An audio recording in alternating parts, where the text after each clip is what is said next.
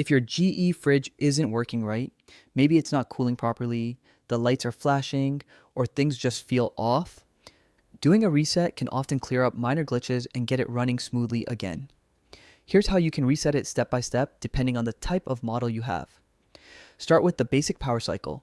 Simply unplug the fridge from the wall, wait about 5 minutes, then plug it back in. This alone can reset the internal electronics and fix small issues that might be affecting performance. Some GE fridges have an actual reset button. If yours does, open the fridge door and look near the control panel for a small button. Press and hold it for about 10 seconds. You might hear a beep or see the lights blink. Both are good signs that the reset has worked.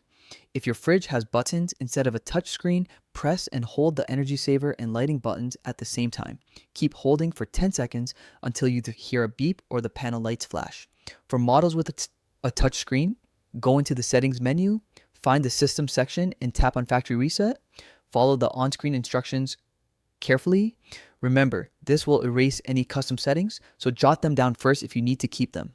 If none of these steps work, it's a good idea to check your fridge's manual or contact GE support. Sometimes, deeper problems like faulty components or control boards need professional attention. Doing the reset properly, however, usually solves most minor issues, so your fridge should be back to normal and running efficiently again after this process.